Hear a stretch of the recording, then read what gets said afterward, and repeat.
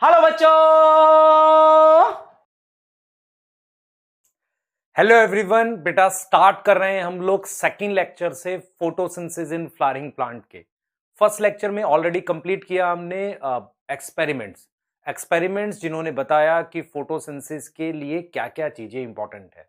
Second lecture light reaction पे रहेगा और बहुत सारे बेसिक हैं, बहुत सारे कॉन्सेप्ट है, नीट के लिए, सीबीएसई के लिए, अदर बोर्ड्स के लिए इंपॉर्टेंट टॉपिक। क्लियर। मैंने एक क्वेश्चन पूछा था बेटा आपसे कि लाइट रिएक्शन और डार्क रिएक्शन में कौन रेट ऑफ फोटोसिंथेसिस कंट्रोल करता है। रेट का मतलब होता है स्पीड। स्पीड को कंट्रोल करता है डार्क रिएक्शन, क्योंकि डार्क रिएक्शन स्लो है और स्लो स्टेप जनरली किसी प्रोसेस की स्पीड को कंट्रोल करता है। इसको मैं ऐसे बोल सकता हूं कि दो फ्रेंड हैं, दोनों रन कर रहे हैं साथ में, तो जो उन दोनों का कंबाइन स्पीड होगा वो इस बात पे डिपेंड करेगा जो स्लो रन कर रहा है, क्योंकि लाइट रिएक्शन तो लाइट की प्रेजेंस में हो रहा है। लाइट की प्रेजेंस में होने वाले रिएक्शन बहुत फास्ट होते हैं। याद करिए क्लास 10th में चैप्टर 1 में आपने पढ़ा था कि जो photochemical reaction one of the fastest reaction. Clear. इसीलिए लाइट रिएक्शन फास्ट है और डार्क रिएक्शन स्लो है, तो स्लो स्टेप जनरली कंट्रोल करता है किसी भी प्रोसेस के रेट को। आपने आंसर किया बहुत सारे बच्चों ने लाइट रिएक्शन, पर हम लॉजिक के थ्रू जाएंगे। Rate of photosynthesis is controlled by dark reaction as it is one of the slowest step in photosynthesis. एक स्लो स्टेप है इसलिए वो कंट्रोल कर रहा है। ठीक है, तो आगे बढ़ते हैं बेटा और जानते हैं लाइट रिएक्शंस की डिटेल। स्टार्ट करेंगे लास्ट जहां हमने छोड़ा था। हमने कहा था कि लोकेशन क्या है फोटोसिंथेसिस की, मतलब हमने बात करी थी फोटोसिंथेसिस की लोकेशन की। क्लियर। तो हमने क्या बोला था बेटा, फोटोसिंथेसिस कहां होगा? फोटोसिंथेसिस होगा मीसोफिल सेल में। याद आया सबको? फोटोसिंथेसिस कौन से सेल में होगा? मीसोफिल सेल में। प्लांट में मीसोफिल सेल में फोटोसिंथेसिस होगा, उस मीसोफिल सेल के अंदर क्लोरोप्लास्ट में। और एनसीईआरटी ने क्लियरली बताया है बेटा, क्लोरोप्लास्ट में ये जो जगह है जिसे आप क्या कह रहे हो, स्ट्रोमा, इस स्ट्रोमा में होगा डार्क रिएक्शन और थाइलाकॉइड की मेम्ब्रेन पर यहां होगा लाइट रिएक्शन। एनसीईआरटी बात करती है डिवीजन ऑफ लेबर की, काम का बंटवारा। काम कैसे बांटा हुआ है? काम बांटा हुआ है ऐसे कि एक लोकेशन पर लाइट रिएक्शन, दूसरी लोकेशन पर डार्क रिएक्शन। अब हम जाएंगे बेटा लाइट रिएक्शन पढ़ेंगे और आपको मैं थोड़ा सा बता देता हूं कि इस टॉपिक में आज हम पढ़ने क्या वाले हैं। तो लाइट रिएक्शन में हम क्या पढ़ने वाले हैं, इसके टॉपिक्स का एक डिस्कशन ले लेते हैं कि हम ये पढ़ेंगे। सबसे पहले लाइट रिएक्शन में हम पिगमेंट्स के बारे में जानना चाहेंगे कि पिगमेंट्स क्या होते हैं, पिगमेंट्स कैसे काम करते हैं। अभी तक सब बच्चों को पता है कि पिगमेंट्स कलर होते हैं। आज एक नई चीज सीखेंगे पिगमेंट्स के बारे में, तो पिगमेंट्स की डिटेल हमारा एक काम रहेगा इसमें। क्लियर। उसके बाद हम जानेंगे बेटा कि डिटेल क्या है, लाइट रिएक्शन की डिटेल क्या है। तो डिटेल ऑफ लाइट रिएक्शन में हम देखेंगे detail of photo system. Pigments कैसे अरेंज होके एक स्ट्रक्चर बनाते हैं जिसे फोटो सिस्टम कहते हैं, इसकी डिटेल जाननी है। ठीक है। इसके बाद हम बेटा किसकी डिटेल जानेंगे, स्टेप्स ऑफ लाइट रिएक्शन, इसके बारे में जानेंगे। और फाइनली हम देखेंगे कि कैसे लाइट रिएक्शन में एटीपी सिंथेसिस होती है। एटीपी सिंथेसिस होती है लाइट रिएक्शन में। तो लाइट रिएक्शन के ये टॉपिक रहने वाले हैं, इन टॉपिक्स की डिटेल पढ़ेंगे, आपको बहुत सारी नई चीज सिखाएंगे आज और देखेंगे कि एनसीईआरटी की एक एक लाइन के क्या मीनिंग है। स्टार्ट करते हैं अपना टॉपिक। और सबसे पहले मैंने कहा था पिगमेंट्स के बारे में जानेंगे। तो व्हाट आर पिगमेंट्स, है ना, पिगमेंट्स क्या हैं, एक क्वेश्चन मार्क आपके लिए। ठीक है। तो जैसे ही मैं पूछूंगा पिगमेंट्स क्या है, बहुत सारे बच्चे कहेंगे पिगमेंट्स कलर है। मैं कहूंगा पिगमेंट्स कलर नहीं है। आप जरा मेन चीज समझो पिगमेंट की। मैं कहता हूं बेटा पिगमेंट्स के लिए मैं एक नई डेफिनेशन लाया हूं आपके लिए।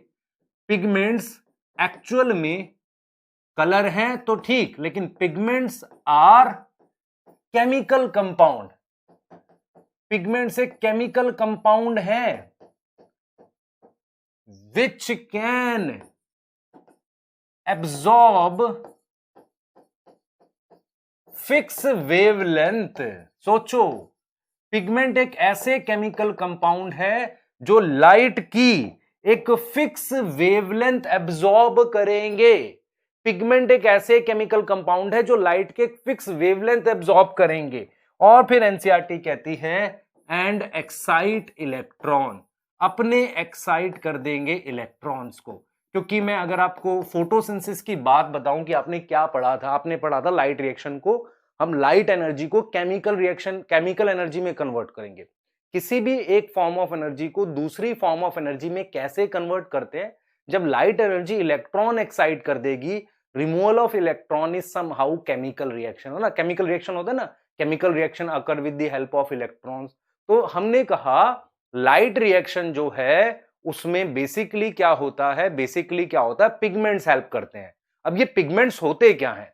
पिगमेंट्स रियल में एक केमिकल कंपाउंड होते हैं जिन पे कोई फिक्स वेवलेंथ, फिक्स वेवलेंथ मतलब 400 नैनोमीटर, 500 नैनोमीटर, 540 नैनोमीटर पड़ेगी और उनके एक्साइट हो जाएंगे इलेक्ट्रॉन। That are pigments. उनका कलर होना, कलर होना उसका एडिशनल फंक्शन है, कलर है वो एक अलग बात है, but pigments are chemical compound which can excite electrons on a fix wavelength. ये हमने बात सीख ली आज, ठीक है। अब दूसरी बात देखो, हम क्या पढ़ रहे हैं बेटा, आज हम पढ़ रहे हैं लाइट रिएक्शन। लाइट रिएक्शन को हम क्या कहते हैं? लाइट रिएक्शन को हम फोटोकेमिकल फेज कहते हैं। फोटोकेमिकल फेज, इसमें होगा क्या? हम जो स्टेप्स पढ़ेंगे उसमें होगा क्या क्या, ध्यान से सुनो।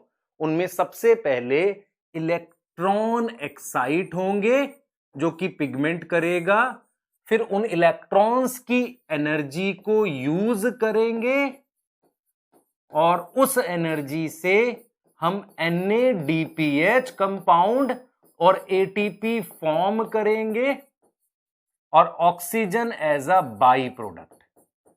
तो लाइट रिएक्शन में हम करने क्या वाले हैं? इसे फोटोकेमिकल फेज कहते हैं। इनमें हम पिगमेंट्स के थ्रू इलेक्ट्रॉन एक्साइट करेंगे, तो एक form of energy is converted into another form. फिर हम क्या करेंगे? उस एनर्जी को यूज करेंगे कुछ कंपाउंड NADPH। आप सिंपल ये समझो बेटा, NADPH की फुल फॉर्म बायोमोलिक्यूल में लिखी है। बायोमोलिक्यूल में जहां कोएंजाइम टॉपिक है लास्ट पेज पे, वहां फुल फॉर्म लिखी है। N का मतलब है निकोटीन अमाइड, A से है एडेनिन, D से है डाई न्यूक्लियोटाइड, P से है phosphate. Nicotine amide, nicotine amide, adenine di nucleotide phosphate.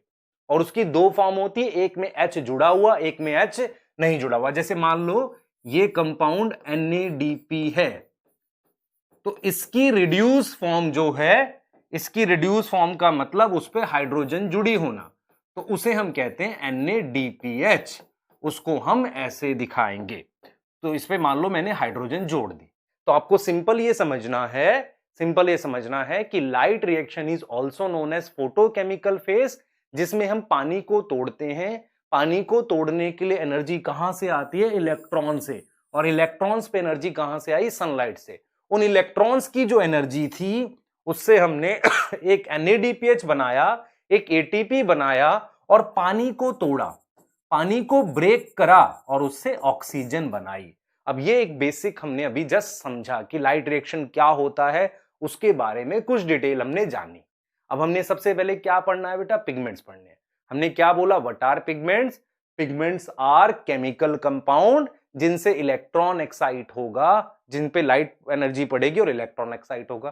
तो जरा आगे की बात बाकी है अभी पिगमेंट्स के बारे में, हम देखेंगे बेटा पिगमेंट्स क्या हैं हमारे पास, ठीक है, उनके बारे में जानेंगे। तो देख लेते हैं जरा, आपको क्या पढ़ना है बेटा? आपको पढ़ना है कि जो टाइप ऑफ पिगमेंट्स हैं उनके बारे में जानना है कि कौन कौन से पिगमेंट्स आपके पास आप फोटोसिंथेसिस में पढ़ रहे हैं। और हम बेसिकली किन की बात कर रहे हैं? हाइयर प्लांट्स की। आपने कुछ पिगमेंट्स एल्गी में सुने थे, लेकिन हम अभी बात कर रहे हैं हाइयर प्लांट्स की, ठीक है। आपने लोअर क्लासेस में एक पिगमेंट सुना था क्लोरोफिल, क्या नाम सुना था? क्लोरोफिल। उसकी आपके सिलेबस में दो फॉर्म पढ़ने वाले हैं आप। एक पढ़ेंगे क्लोरोफिल ए, ये एक पिगमेंट है, और ऐसा ही एक मिलता जुलता है क्लोरोफिल बी। क्लोरोफिल बी, ये दो पिगमेंट हो गए। इसके अलावा आप पढ़ोगे कैरोटीन, जिसको एनसीईआरटी ने कैरोटिनॉइड लिखा है। क्या लिखा है बेटा, कैरोटिनॉइड्स लिखा है। और फोर्थ आप पढ़ोगे डी, दैट इज ज़ेंथोफिल। ये 4 पिगमेंट हैं जिनको आप एनसीईआरटी में पढ़ेंगे, जो नाम दे रखे हैं। मैंने फिर रिपीट किया, they are pigments because they can absorb fix wavelength and excite electron. इनके कलर मेंशन है एनसीईआरटी में, आप ऐसे याद कर सकते हो। आप इस तरीके से लिखो विबग्योर, ऐसे विबग्योर लिखो, आपको कलर याद हो जाएगा। जैसे कि blue green colour chlorophyll A का है, ग्रीन येलो कलर जो है वो क्लोरोफिल बी का है। तो इसका जो कलर है वो ब्लू ग्रीन है, ब्लू ग्रीन इसका कलर है बेटा। क्लोरोफिल बी का कलर है ग्रीन येलो। ठीक है, ये 2 टाइप की क्लोरोफिल आपने यहां पर देखी। कैरोटीन का कलर है, देखेंगे, येलो ऑरेंज, येलो ऑरेंज या ऑरेंज बोल सकते, येलो ऑरेंज। और हमारे पास बेटा ज़ेंथोफिल का कलर है हमारे पास येलो। ठीक है, आपके सिलेबस में ज़ेंथोफिल का एक एग्जाम्पल ब्राउन एल्गी में था जिसका नाम फ्यूकोजेंथिन था। इसके अलावा हमारे पास जो ज़ेंथोफिल है उसका एक और एग्जाम्पल है ल्यूटीन। ल्यूटीन जो है बेटा हमारे पास येलो होता है, येलो कलर का होता है, ये ब्राउन है। तो आप ये समझें कि ज़ेंथोफिल एक पिगमेंट है, कैरोटीन एक पिगमेंट है, क्लोरोफिल ए एक पिगमेंट है, क्लोरोफिल बी एक पिगमेंट है। क्लियर, ये चीज समझिए ध्यान से आप। दूसरा, पिगमेंट जो ये हमने लिखे हैं ये सारे वाटर इनसॉल्युबल होते हैं क्योंकि दे आर केमिकली लिपिड। ये केमिकली क्या है बेटा, लिपिड है। अभी तो आप सिर्फ इनके नाम पढ़ रहे हैं, हम इनके स्ट्रक्चर्स भी देख सकते हैं। जैसे फॉर एग्जांपल हमारे पास क्लोरोफिल का स्ट्रक्चर है जिसको हम डिस्कस कर सकते हैं, ध्यान से देखेंगे। क्लोरोफिल का ये स्ट्रक्चर है, आप देख सकते हैं, ये क्लोरोफिल का स्ट्रक्चर है बेटा। ठीक है, इस स्ट्रक्चर में आप क्या देख रहे हैं, आप देखिए इस स्ट्रक्चर में मेरे पास ऐसे मैग्नीशियम है सेंटर में, ये देखिए। क्लियर, उसके बाद 4 नाइट्रोजन लगी हुई है, ये क्लोरोफिल का स्ट्रक्चर है बेटा ऐसा। और उस पे फिर कार्बन की ऐसे चेन लगी हुई है ऐसे। इस एक को नाइट्रोजन और ये 4 कार्बन को पायरोल कहते हैं। तो इसका मतलब ऐसी कितनी पायरोल बन गई है, 4। ये ऐसे मेरे पास 4 पायरोल बन गई है और उन चारों से मेरे पास देख रहे 4 पायरोल ऐसे करके मैंने बना दी। ठीक है, 4 पायरोल बन गई और सेंटर में मैग्नीशियम है। किसी एक से मेरे पास ऐसे लंबी चेन जुड़ती है। तो ये जो पार्ट होता है एक सर्कल जैसा बनता है जिसको मैं पोरफायरिन हेड कहता हूं। मैं सिर्फ आपको ये समझा रहा हूं कि पिगमेंट्स के स्ट्रक्चर नहीं करने, लेकिन आपको थोड़ा सा क्लोरोफिल का आइडिया होना चाहिए। क्लोरोफिल क्या है बेटा, अगर मैं फॉर्मूला लिख दूं आपको समझ आ जाएगी। क्लोरोफिल मेरे पास C55H72O5 हमारे पास, ध्यान से देखेंगे, O5N4Mg, ये स्ट्रक्चर है हमारे पास। ये क्लोरोफिल ए का फॉर्मूला है। इसमें एक मैग्नीशियम ये सेंटर में होती है, 4 नाइट्रोजन है ऐसे।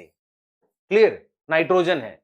तो ये जो रिंग देख रहे हैं आप, ये देख रहे हैं ये चीज, ये एक रिंग जैसा स्ट्रक्चर पूरा बना, इसे हम कहते हैं porphyrin head. Clear, porphyrin head बोलते हैं। ठीक है, पोरफायरिन हेड बोलते हैं। ऐसा ही स्ट्रक्चर मेरे पास हीम में होता है, जो हीमोग्लोबिन का जिसे बोल रहे हैं, हीम जो हमारे पास होता है आरबीसी में, उसमें ऐसा ही स्ट्रक्चर होता है, पर मैग्नीशियम की जगह आयरन होता है। ये लॉन्ग चेन जो होती है ये 20 कार्बन की होती है, ये 35 कार्बन की, दोनों मिला के 55 कार्बन यहां आ गया।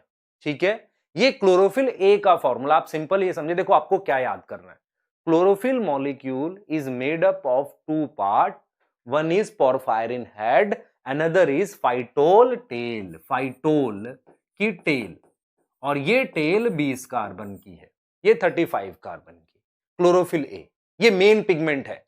क्लोरोफिल ए के अलावा क्लोरोफिल बी में क्या फर्क होता है, जैसे मैं आपको दिखा देता हूं। क्लोरोफिल ए और बी में एक डिफरेंस होता है हमारे पास, इस चीज को समझें। जैसे हम लोग यहां पर क्या है, हम क्या कर सकते हैं, जैसे यहां पर हमारे पास एक C55 है, H70O6N4Mg, ये क्लोरोफिल बी का फॉर्मूला है। फर्क ये होता है कि इसमें CH3 ग्रुप होता है, इसमें CHO होता है। तो ग्रुप नहीं करने हमने याद, सिंपल ये याद करो कि chlorophyll is made up of 2 part, one is porphyrin head, another is phytol tell.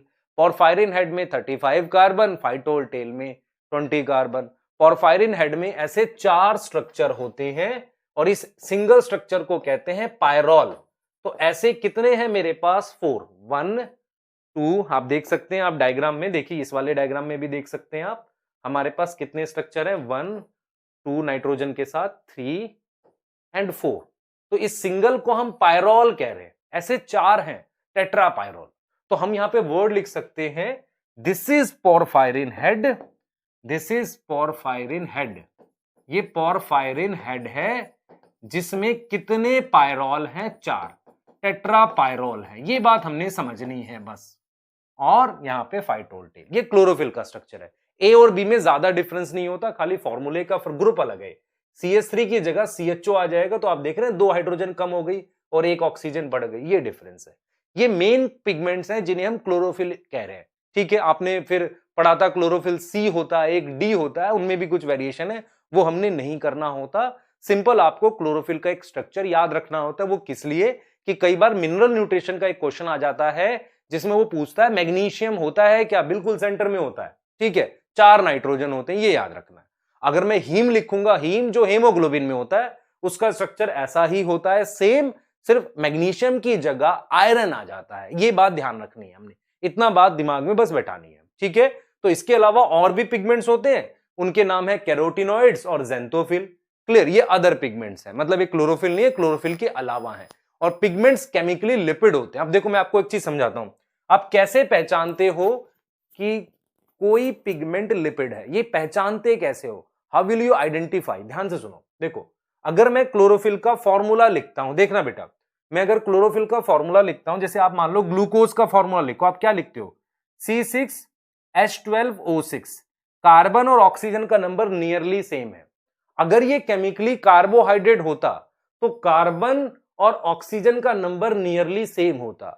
जो लिपिड होते हैं उसमें ऑक्सीजन का नंबर बहुत कम होता है। तो केमिकल फॉर्मूला से आप ऐसे पहचानते हैं कि ये लिपिड है। लिपिड मतलब फैट वाले नेचर का, इसलिए वाटर में इनसॉल्युबल होगा। तो we have pigments which are water insoluble.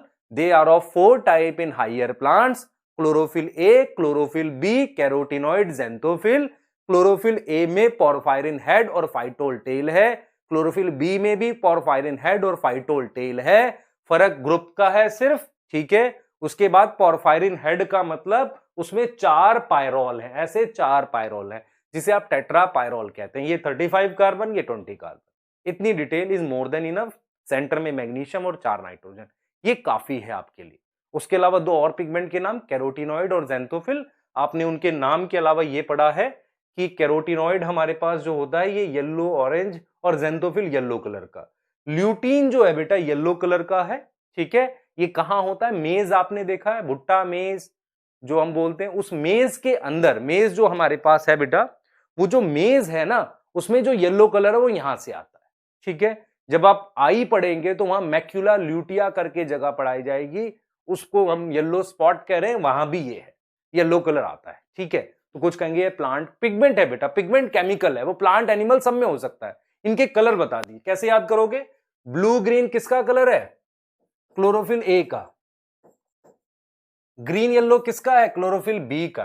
Carotenoid का है येलो ऑरेंज या येलो, और हमारे पास येलो कलर है किसका? ज़ेंथोफिल का। ऐसे याद करेंगे आप लोग, बेस्ट तरीका याद करने का। अब थोड़ा सा आगे जाएंगे, पिगमेंट्स पढ़ तो लिया, सवाल ये उठ रहा है ये पिगमेंट्स काम कैसे करेंगे? अभी हमने सिर्फ ये सीखा है pigments are chemical compound which can excite electron. ये पिगमेंट काम कैसे करेंगे? सवाल तो ये है असली, काम कैसे करेंगे? इलेक्ट्रॉन एक्साइट तक तो बात समझ में आई, लेकिन पिगमेंट वर्क कैसे करते हैं, ये एक स्पेशल बात है जो हमें सीखनी है।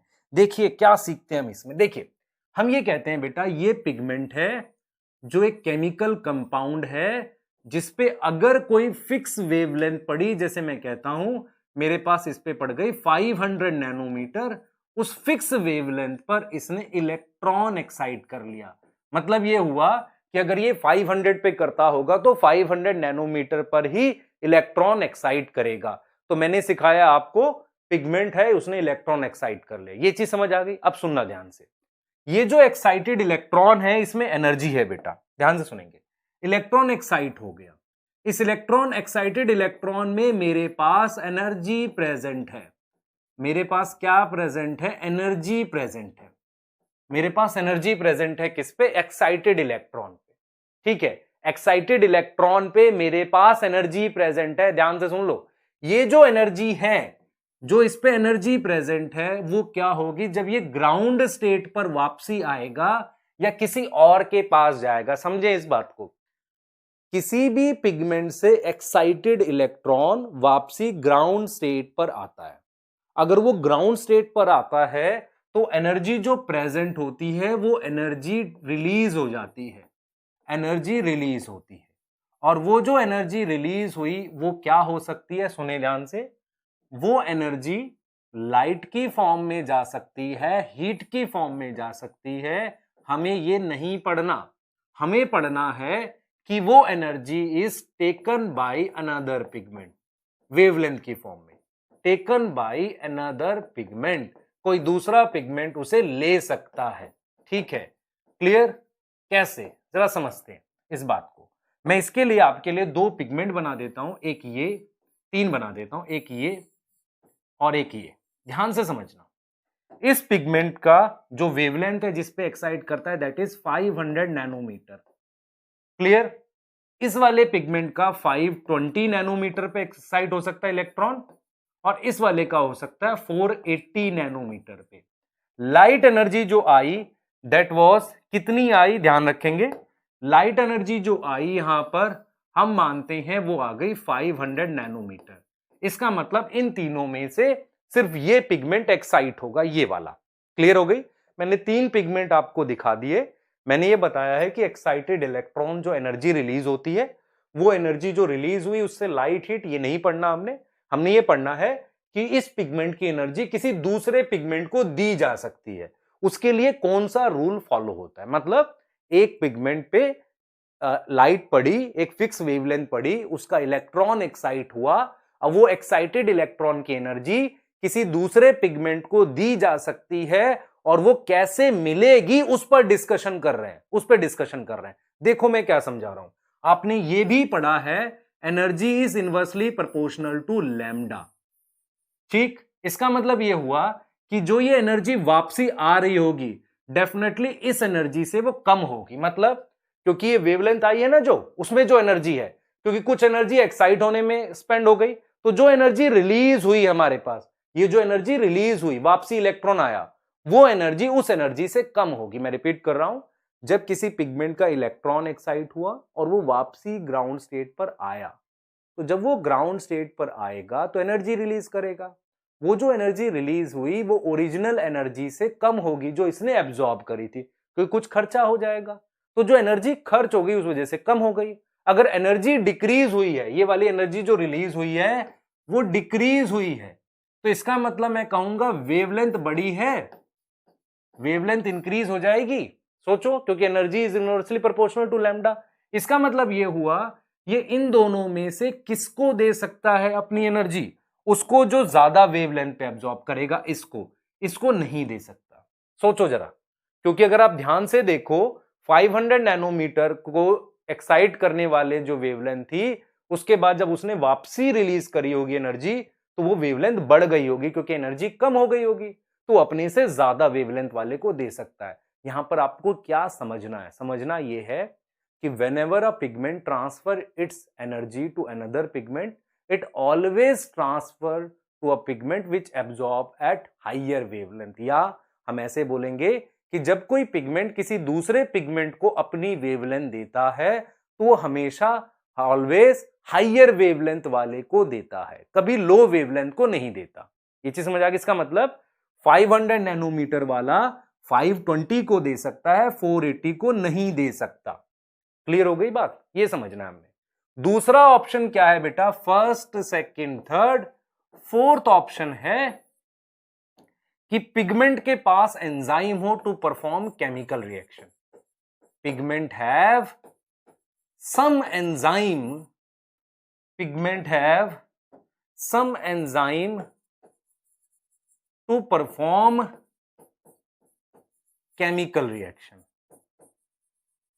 केमिकल रिएक्शन परफॉर्म करने के लिए, ध्यान से सुनेंगे, हमने ये बोला है कि पिगमेंट क्या करेगा, एन इलेक्ट्रॉन एक्साइट करेगा। एक्साइटेड इलेक्ट्रॉन जब ग्राउंड स्टेट पर आएगा, ध्यान से सुनेंगे, एक्साइटेड इलेक्ट्रॉन जब ग्राउंड स्टेट पर यहां आएगा तो वो एनर्जी रिलीज करेगा। वो एनर्जी किसी दूसरे पिगमेंट को दे सकते हैं, बट हमेशा ज्यादा वेवलेंथ पे। और ऐसा भी हो सकता है कि पिगमेंट के पास, इसके पास कुछ एंजाइम जुड़े हों जो उस पर्टिकुलर वेवलेंथ पे काम कर सके। मतलब ये हुआ, देखिए पिगमेंट दो तरीके से मेनली काम करते हैं। पहला, वो एनर्जी एब्जॉर्ब करके किसी दूसरे पिगमेंट को दे सकते हैं, जो हमने ये वाला केस बताया। दूसरा, उन पिगमेंट्स के पास एंजाइम लगे हों जो फोटोकेमिकल रिएक्शन कर सके। जैसा रिएक्शन, जैसे पानी को तोड़ने वाला रिएक्शन, पानी को ब्रेक कर दिया, ऐसा कोई रिएक्शन। तो इस तरह के रिएक्शन अगर कर सके तो उन्हें कहेंगे कि पिगमेंट हमारा जो है फोटोकेमिकल फेज कर रहा है। तो हमने यहां पर इस टोटल बात से क्या सीखा? हमने ये सीखा कि पिगमेंट एक ऐसे केमिकल कंपाउंड है जो एनर्जी एब्जॉर्ब करके, सनलाइट को एब्जॉर्ब करके एक फिक्स वेवलेंथ को इलेक्ट्रॉन एक्साइट करते हैं। एक्साइट करने के बाद वो क्या कर सकते हैं, अपनी एनर्जी किसी दूसरे पिगमेंट को दे सकते हैं, लेकिन वो हमेशा उस पिगमेंट को देंगे जो हायर वेवलेंथ पे एब्जॉर्ब करेगा। दूसरा, उनके पास कुछ एंजाइम हो सकते हैं, वो उससे कुछ केमिकल रिएक्शन करा सकते हैं। ये दो चीज हो सकती है, या तो किसी दूसरे पिगमेंट को दे दे या वो केमिकल रिएक्शन करा दे। यहां तक क्लियर होना चाहिए, इतनी बात क्लियर होनी चाहिए बेटा आपको। अगर डाउट है तो इसको फिर से सुनो, देखो, फिर से देखो। अगर डाउट है तो ध्यान से स्लो स्लो समझो, क्योंकि आपको यह समझ आना चाहिए पिगमेंट सिर्फ कलर नहीं है। कलर तो उसका ऐसे ही हम बोलते हैं कि कलर आता है क्योंकि विजिबल स्पेक्ट्रम में। पिगमेंट एक्चुअल में कंपाउंड है जो इलेक्ट्रॉन एक्साइट करता है, और वो जो इलेक्ट्रॉन की एनर्जी है जब ग्राउंड स्टेट पर आता है तो वो कैसे रिलीज होती है, एक एनर्जी की फॉर्म में। उसे कोई दूसरा पिगमेंट भी ले सकता है, पर एनर्जी कम हो गई है, वेवलेंथ बढ़ गई है। ठीक, मैं इसको रिपीट इसलिए कर रहा हूं, थोड़ा सा समझने की चीज है, क्योंकि बच्चों को ये नहीं समझ में आता कि ये हमेशा ज्यादा वाले को क्यों देता है। ठीक है, क्लियर, आ गई बात यहां तक समझ। आप देख सकते हैं, इसका मतलब ये हुआ कि मैं एक ऐसे अरेंजमेंट की तरफ बात कर रहा हूं, ध्यान से सुने, मैं एक ऐसे अरेंजमेंट की तरफ बात कर रहा हूं जिसमें मेरे पास ये एक पिगमेंट है, इसके अलावा मैंने ये पिगमेंट्स कुछ लगा रखे हैं, ये पिगमेंट्स कुछ ऐसे लगा रखे हैं। ध्यान से देखना बेटा, इन सब की मैं वेवलेंथ भी लिख रहा हूं। इसकी है मान लो मेरे पास 400 नैनोमीटर, दैट इज 440, 460, 470, 500, 550, 620, 630, 610। क्लियर, सही है, 610 बोल सकते हैं, ठीक है, 640 एंड दिस इज 680 नैनोमीटर। हम कहते हैं बेटा, हम कहते हैं कि हमने चार पिगमेंट पढ़े, एक पढ़ा क्लोरोफिल ए, एक पढ़ा क्लोरोफिल बी, एक पढ़ा कैरोटिनॉइड, या जिसे आप कैरोटीन कहते हैं, वैसे तो एनसीईआरटी कैरोटिनॉइड लिखती है उसे, ज़ेंथोफिल। ये चार पिगमेंट पढ़े। हमने ये समझना है कि ये पिगमेंट्स कैसे अरेंज होंगे, मुझे वो सीखना है, वो सीखना है अभी। ठीक है, कैसे सीखेंगे देखो। सबसे पहले मान लो लाइट आती है, लाइट आई और इसने एब्जॉर्ब कर ली 400 नैनोमीटर वाले ने, इसने अपना इलेक्ट्रॉन एक्साइट किया और इसने आगे पास करी। तो 400 हमेशा किसको दे सकता है, 440 को दे सकता है। ठीक है, लाइट जो थी पूरा स्पेक्ट्रम आया है, सबने एब्जॉर्ब करी होगी, क्योंकि सनलाइट तो पूरा स्पेक्ट्रम आएगा, तो इसने भी एब्जॉर्ब करी, तो इसने क्या करी, आगे पास कर दी। मतलब इस वाले पिगमेंट ने इससे भी ली थी और सन से भी एब्जॉर्ब करी। ठीक है, इसने आगे पास कर दी, अपने से ज्यादा पे कर रही है, 470 पे कर दी, 500 पर, 550 पर। अब देखो 550 से मैं 610 पर जाऊंगा, समझ रहे हो, 610 पर जाऊंगा क्योंकि ये ज्यादा है। फिर 620 पर, 630, 640। इसका मतलब ये इस सीक्वेंस में जा रहे हैं हम, जैसे कि कौन किसको ट्रांसफर कर सकता है ना, हमेशा अपने से ज्यादा पे करेगा। जैसे मैंने 610 ले लिया, इसके बाद 620, 630, 640, और 640 वाला इसको दे रहा है। अब आपको एक चीज समझनी है, यहां पर ये जो पिगमेंट्स हैं, ये जो पिगमेंट्स हैं, ये कौन से होंगे, क्लोरोफिल बी, कैरोटिनॉइड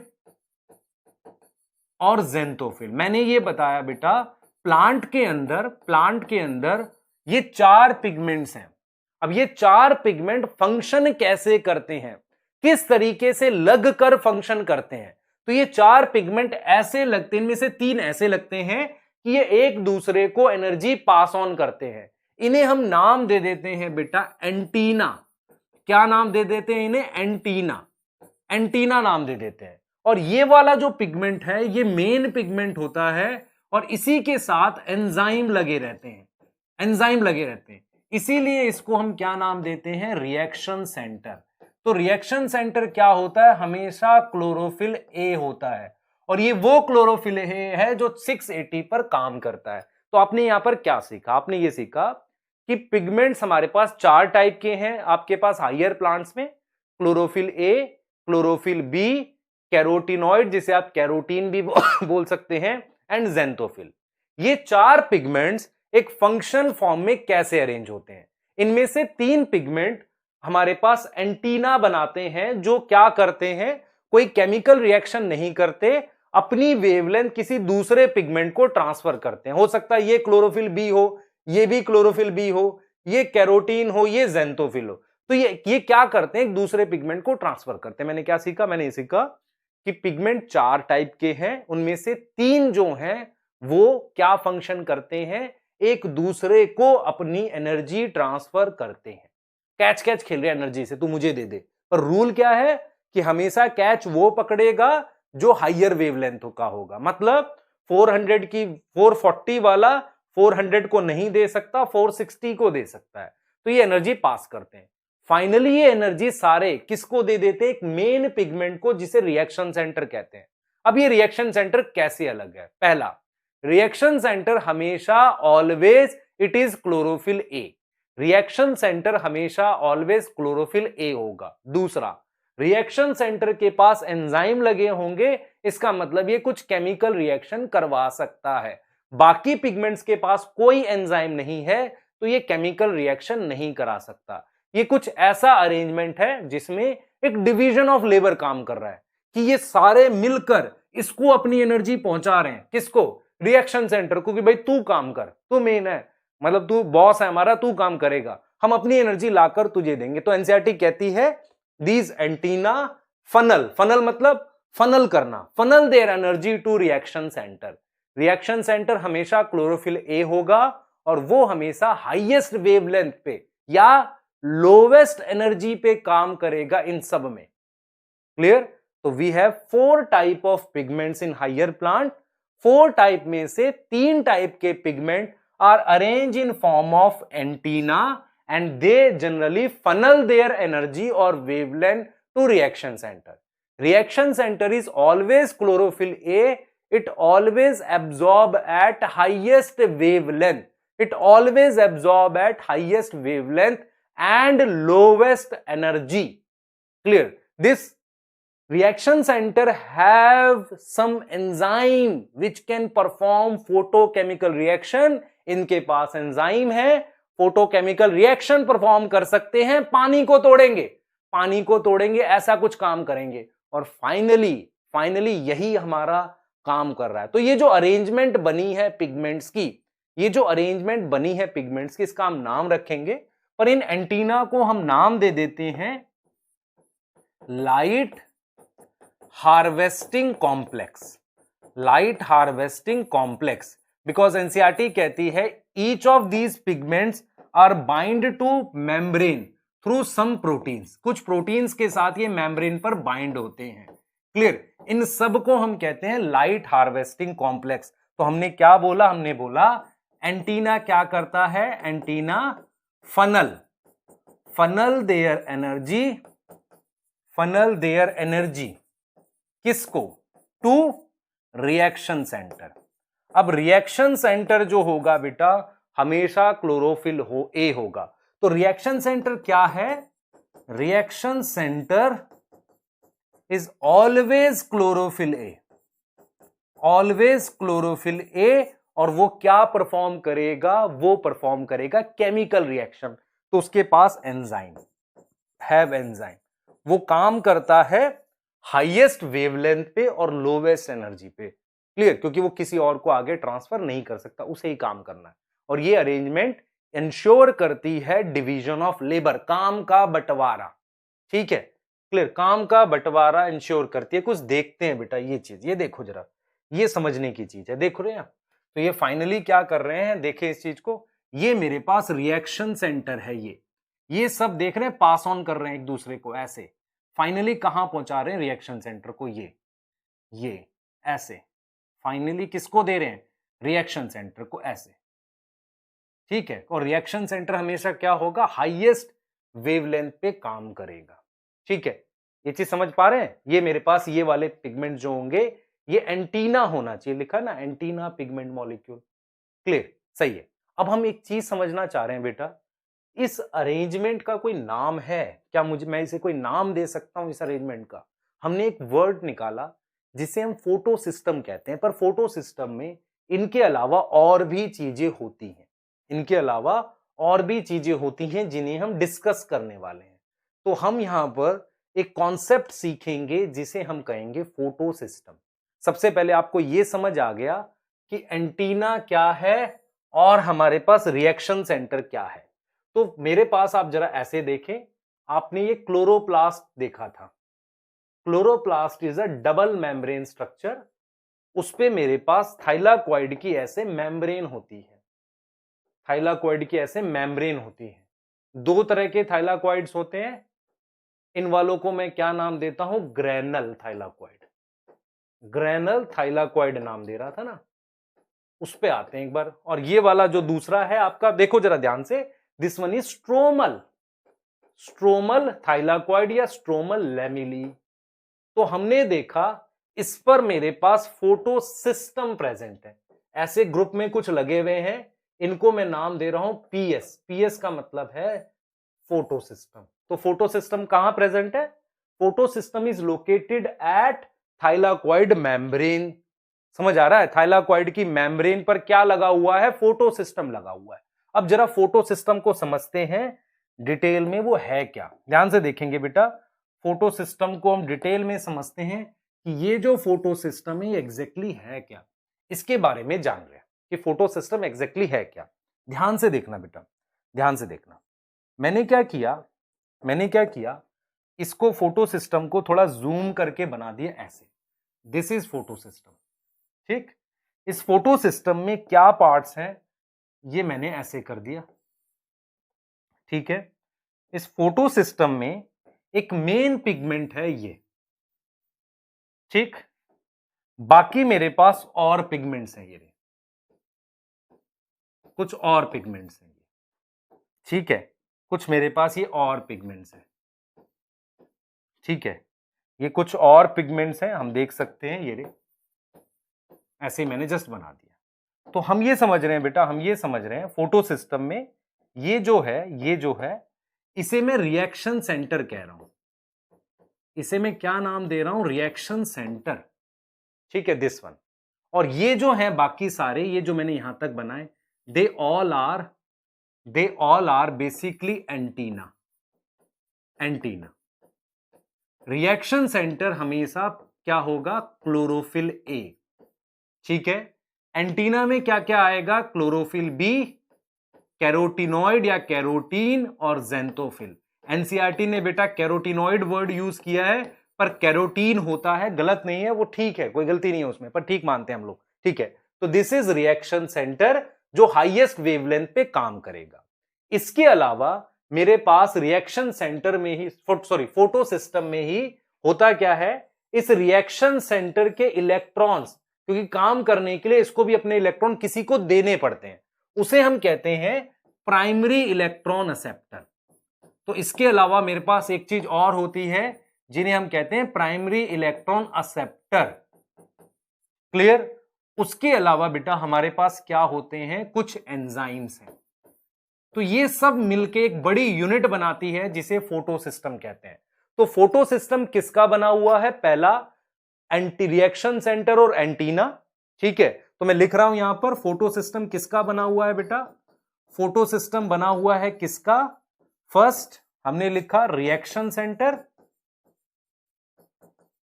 दूसरा हमने क्या लिखा, एंटीना। एंटीना को ही हम क्या बोलते हैं, light harvesting complex. Reaction centre मेरे पास क्लोरोफिल ए है।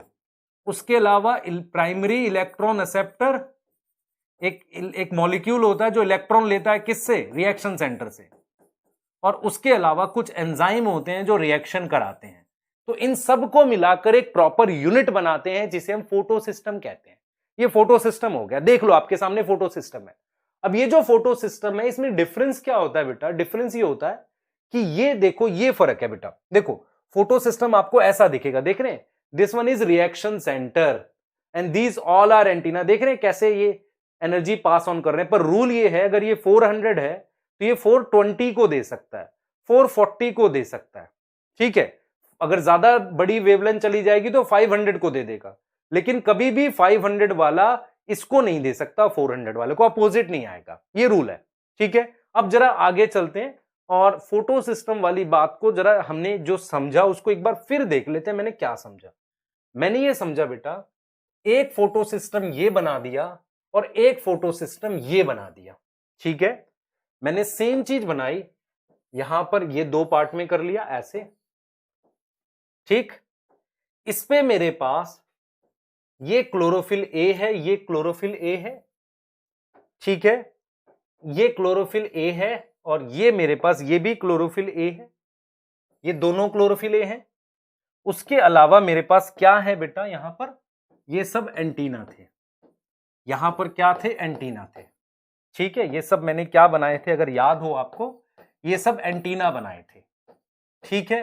ये सब एंटीना बनाए थे हमने, क्लियर। यहां पर ये सब मैंने एंटीना बनाए थे ऐसे, ठीक। ये चीज बनाई थी, ध्यान से सुनना अब मैं जो बताने वाला हूं। हम क्या करते हैं, हमें क्या मिलता है बेटा? हमें दो टाइप के फोटो सिस्टम मिलते हैं। एक को मैं कहता हूं, ध्यान से सुनेंगे, एक को मैं कहता हूं PS2। PS2 की फुल फॉर्म है फोटो सिस्टम 2। क्या नाम रहेगा इसका? Photo system 2। फर्क कहां है जरा देखते हैं। फोटो सिस्टम 2, ठीक, और इसका नाम है PS1। क्या रखेंगे नाम? Photo system 1। Photo system 1। अब देखो फर्क कहां पर है। सबसे पहले जो इसका ये रिएक्शन सेंटर है, ये वाला, ये क्लोरोफिल ए तो है, पर ये एब्जॉर्ब करता है 700 नैनोमीटर पर और कम एनर्जी पर, समझ रहे हैं? क्लियर। ये भी क्लोरोफिल ए है, फर्क देखो, दोनों क्लोरोफिल ए ही है, लेकिन कुछ डिफरेंस है। डिफरेंस किस बात पे है? इसका क्लोरोफिल ए काम करता है किस पे? 680 नैनोमीटर पे। किस पे काम कर रहा है? 680 नैनोमीटर पे काम कर रहा है। क्लियर हो गई बात? ये 680 नैनोमीटर पे बेटा काम कर रहा है ना, ठीक। अब देखो ये 680 पर काम कर रहा है, ठीक है। तो PS2 का, ध्यान से सुने, PS2 का क्लोरोफिल ए का नाम P680 रखते हैं, इसके क्लोरोफिल ए का नाम एनसीईआरटी रखती है P700। तो क्लोरोफिल ए अलग है। दूसरा ये भी अलग होता है इनका ये जो प्राइमरी इलेक्ट्रॉन एक्सेप्टर होता है ना, ये भी अलग होता है। प्राइमरी इलेक्ट्रॉन एक्सेप्टर ये भी अलग होता है इनका, ठीक है। इसका भी प्राइमरी इलेक्ट्रॉन एक्सेप्टर अलग होता है। दोनों का अलग अलग मॉलिक्यूल होता है, जैसे एक का X है तो दूसरे का Y है। अभी मैं नाम भी बताऊंगा आपको, ठीक है, नाम भी बताऊंगा, ठीक है। उसके बाद एंजाइम्स भी अलग अलग होते हैं। तो दो फोटो सिस्टम होते हैं हमारे पास, पर फोटो सिस्टम बने उसी चीज के हैं हमारे पास। This is antenna, light harvesting complex, this is reaction centre. दोनों में रिएक्शन सेंटर है। फर्क कहां पर है? वो कितनी वेवलेंथ पे एब्जॉर्ब करता है। हुआ ये था कि ये पहले डिस्कवर्ड हुआ था, इसलिए इसका नाम PS1 रख दिया, डिस्कवर्ड फर्स्ट। और ये था बेटा डिस्कवर्ड सेकंड, ये डिस्कवर्ड सेकंड है, इसलिए PS2 रख दिया। क्लियर? ये चीज समझ आ रही है? तो हमें क्या मिलता है? हमें क्या मिलता है? पिगमेंट्स किस फॉर्म में मिलते हैं? Photo system. एक हमारे पास PS2 है और एक हमारे पास PS1 और PS2, दो फोटो सिस्टम है।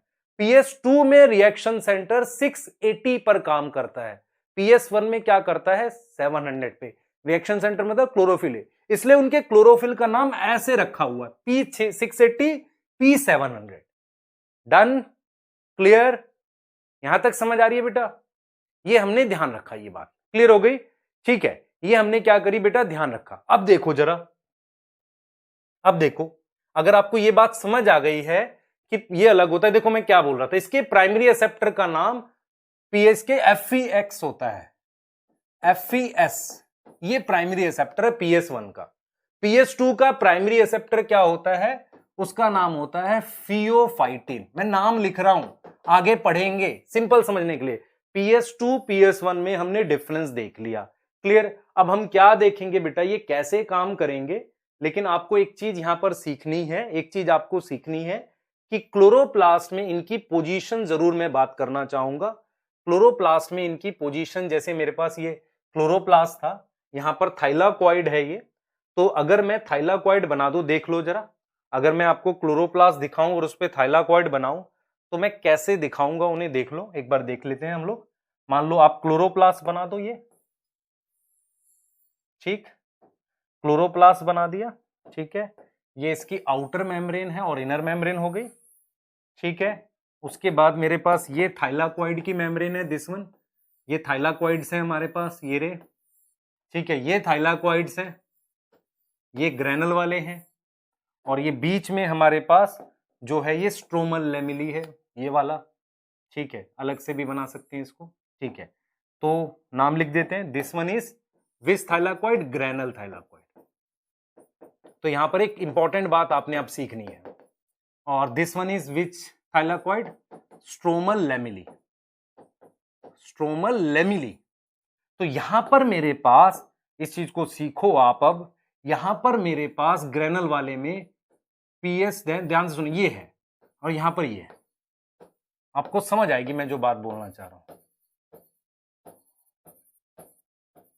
ठीक है। मैं क्या कहना चाह रहा हूं समझना अभी से, मैं ये कह रहा हूं बेटा यहां पर कि देखें ध्यान से, मैं कह रहा हूं यहां पर आपको कि ये मेरे पास PS2 है और ये PS1 है, और यहां सिर्फ PS1 है, यहां पर मेरे पास सिर्फ PS1 है, इस पे ये मान लो PS2 है और ये PS1 है।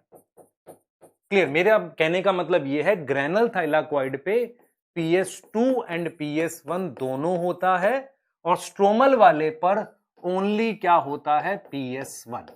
ये एक इंफॉर्मेशन आपके दिमाग में जानी चाहिए। क्लियर हो गई बात? ये इंफॉर्मेशन आपके दिमाग में जानी चाहिए कि इस वाले थाइलाकॉइड पे दोनों होते हैं, ग्रैनल वाले पे और स्ट्रोमल वाले पे सिर्फ PS1 होता है। क्लियर? सिर्फ क्या होता है, PS1 होता है। यहां तक आ गई समझ हमें बात, और ये हमने बात भी करी थी, एनसीईआरटी से बात कर लेते हैं, ठीक है। लाइट रिएक्शन को फोटोकेमिकल रिएक्शन कहते हैं, पानी टूटता है, NADPH और ये सब बनता है, ठीक है। इसमें मेरे पास लाइट हार्वेस्टिंग कॉम्प्लेक्स होते हैं PS1 PS2 के अंदर, ठीक है। एंटीना क्या है बेटा, एंटीना देख रहे हो, क्लोरोफिल ए को छोड़ के बाकी सारा एंटीना का पार्ट है, ठीक है।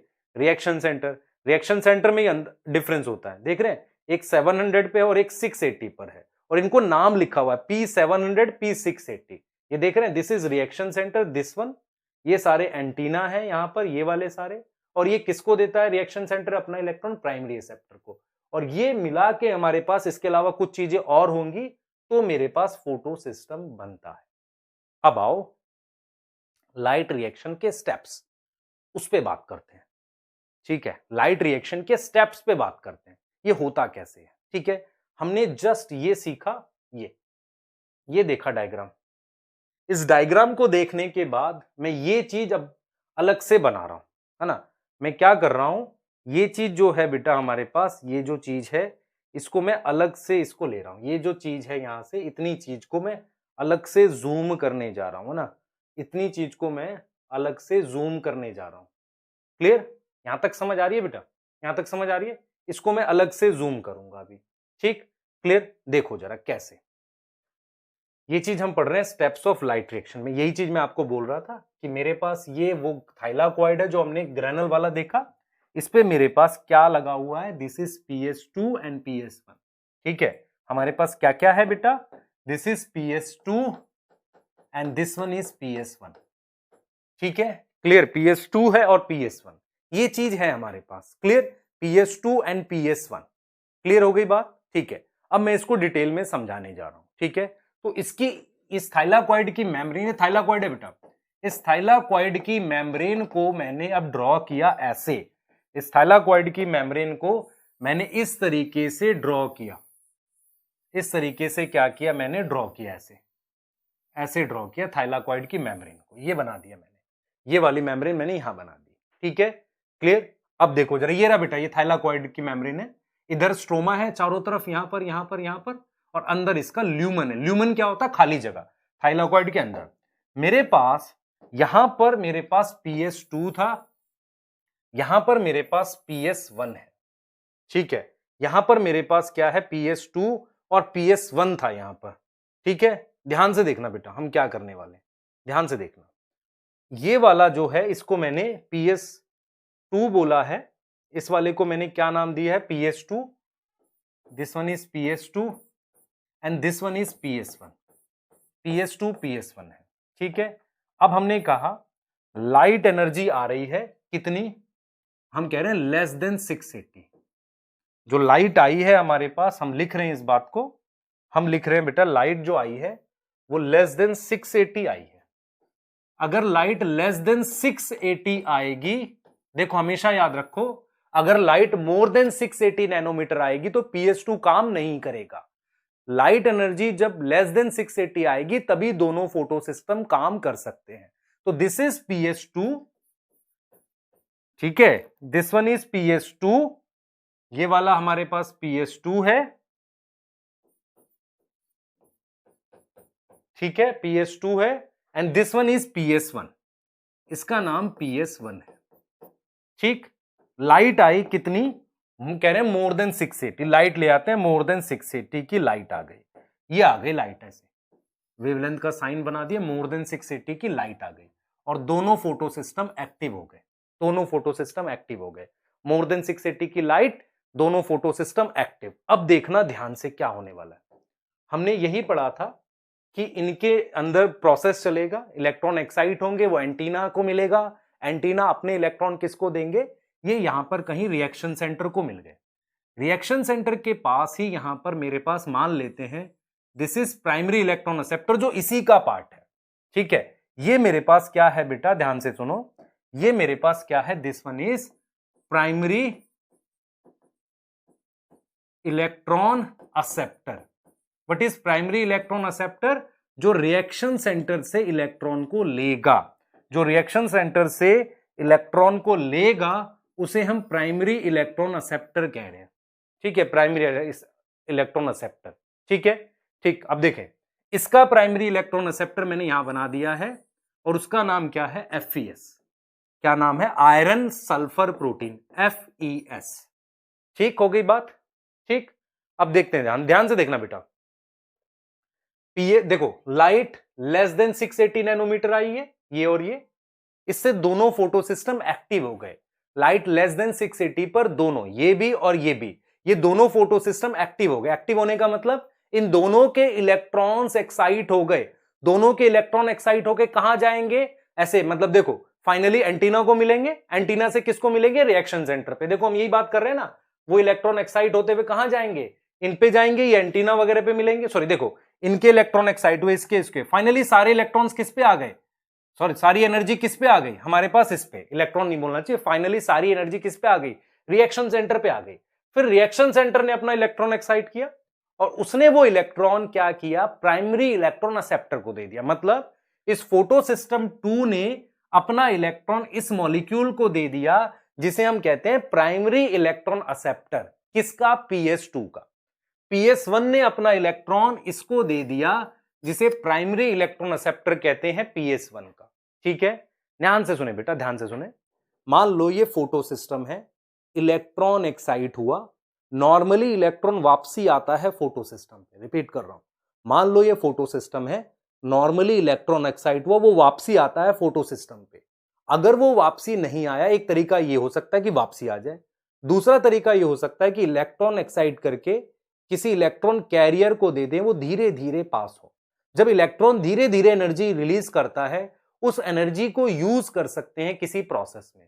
मतलब अगर इसका इलेक्ट्रॉन एक्साइट होने के बाद इसी के पास नहीं आया, किसी और के पास गया, तो उस इलेक्ट्रॉन की एनर्जी को मैं कुछ इलेक्ट्रॉन कैरियर्स पे पास ऑन करूंगा। Now what are electron carriers, जैसे ये कंपाउंड है, इसको आप इलेक्ट्रॉन दो, इलेक्ट्रॉन लेने के बाद ये क्या हो जाएगा, इलेक्ट्रॉन लेने के बाद रिड्यूस हो जाएगा। जरा मैं एक बार इलेक्ट्रॉन कैरियर बता देता हूं ताकि आपको कॉन्सेप्ट समझ आए। देखिए बेटा, व्हाट आर इलेक्ट्रॉन कैरियर्स, देखो ध्यान से देखना, ध्यान से देखना बेटा, इलेक्ट्रॉन कैरियर क्या होते हैं।